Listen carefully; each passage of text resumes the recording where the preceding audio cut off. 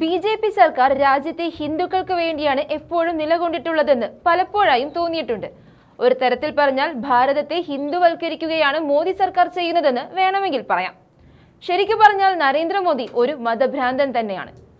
അതേസമയം ഈ സർക്കാർ മുസ്ലിങ്ങളെ കടന്നാക്രമിക്കുകയും ചെയ്യുന്നുണ്ട്.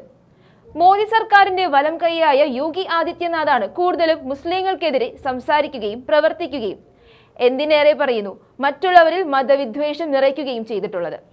അതുകൊണ്ട് തന്നെ നമ്മുടെ കേന്ദ്രമന്ത്രിസഭയിൽ ഒരു മുസ്ലിം മന്ത്രി പോലും ഇല്ല എന്നത് ശ്രദ്ധേയമാണ്. ഇപ്പോഴിതാ ഇതിന് മറുപടിയുമായി ബി.ജെ.പി. സംസ്ഥാന അധ്യക്ഷൻ രാജീവ് ചന്ദ്രശേഖരൻ രംഗത്ത് വന്നിരിക്കുകയാണ്. കുറച്ച് വിവാദപരമായ മറുപടിയാണ് രാജീവ് ചന്ദ്രശേഖരൻ പറഞ്ഞിരിക്കുന്നത്. മുസ്ലിം വിഭാഗക്കാർ ബി.ജെ.പിക്ക് വോട്ട് തരാത്തതുകൊണ്ടാണ് കേന്ദ്രമന്ത്രിസഭയിൽ മുസ്ലിം മന്ത്രി ഇല്ലാത്തതെന്നാണ് രാജീവ് പറഞ്ഞത്.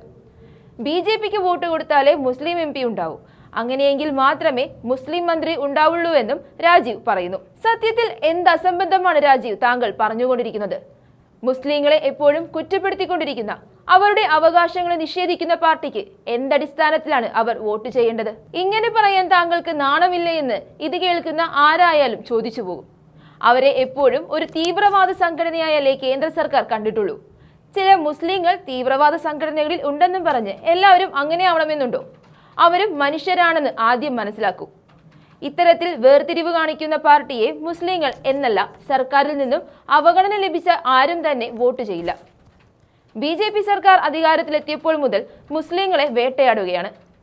നേരത്തെ ബി.ജെ.പി. വക്താവ് നുപുർ ശർമ്മ പ്രവാചകൻ മുഹമ്മദ് നബിക്കെതിരെ നടത്തിയ വിദ്വേഷ പരാമർശങ്ങൾ വലിയ വിവാദമാവുകയും ചർച്ചാ വിഷയമാവുകയും ചെയ്തിരുന്നു. ഇത്തരത്തിൽ മുസ്ലിങ്ങൾക്കെതിരെ വിദ്വേഷ പ്രചരണങ്ങൾ നടത്തിയ പല ബി.ജെ.പി. നേതാക്കൾക്കെതിരെ പോലീസ് കേസുകൾ എടുത്തിട്ടുണ്ടെങ്കിലും അത് തള്ളിപ്പോവുകയായിരുന്നു. ബി.ജെ.പി. സർക്കാർ അതിലിടപെട്ട് കേസുകൾ ഒഴിവാക്കാൻ നിർബന്ധിച്ചു എന്ന് വേണം പറയാൻ. കൂടുതലും നോർത്ത് ഇന്ത്യയിലാണ് മുസ്ലിങ്ങൾ ഇത്തരത്തിലുള്ള അവഗണനകൾ നേരിട്ടുകൊണ്ടിരിക്കുന്നത്. ഉദാഹരണത്തിന് ഉത്തർപ്രദേശിൽ തിരഞ്ഞെടുപ്പ് നടക്കുന്ന സമയത്ത് മുഖ്യമന്ത്രി യോഗി ആദിത്യനാഥിന്റെ പ്രധാന പ്രചാരണായുധം മുസ്ലിം വിരുദ്ധതയും ഭിന്നിപ്പ് വളർത്തലുമാണ്. കുറ്റവാളികൾ, മാഫിയകൾ, കലാപകാരികൾ തുടങ്ങിയ പേരുകളിൽ മുസ്ലിങ്ങളെ വിശേഷിപ്പിച്ച യോഗി മുസ്ലിം വിഭാഗം താലിബാനെ പിന്തുണയ്ക്കുന്നവരായി ചിത്രീകരിച്ചു. നിരവധി ഉദാഹരണങ്ങളിൽ ഒന്ന് മാത്രമാണിത്. ഇനിയും നോക്കുകയാണെങ്കിൽ ദസറ ആഘോഷത്തിൽ ഹിന്ദുക്കൾ രാവണന്റെ കോലം കത്തിക്കുന്നത് പോലെ മുസ്ലിങ്ങളെയും ചുട്ടുകൊല്ലണമെന്ന് ബീഹാർ ബി.ജെ.പി. എം.എൽ.എ. ഹരിഭൂഷൺ താക്കൂർ ബച്ചൌൾ പറഞ്ഞിരുന്നു. കൂടാതെ 2022 ഫെബ്രുവരിയിൽ ഇന്ത്യയിൽ താമസിക്കുന്ന മുസ്ലിങ്ങളുടെ വോട്ടവകാശം എടുത്തു കളയണമെന്നും രണ്ടാം തരം പൗരന്മാരായി പരിഗണിക്കണമെന്നും ഹരിഭൂഷൺ താക്കൂർ പറഞ്ഞിരുന്നു. ഇത് ഭരണഘടനാ വിരുദ്ധമായ ഒരു പ്രസ്താവന തന്നെയാണ്. ഒരിക്കലും ഇത് ഇന്ത്യ മഹാരാജ്യത്തിൽ വെച്ചുപുറപ്പിക്കാൻ കഴിയില്ല.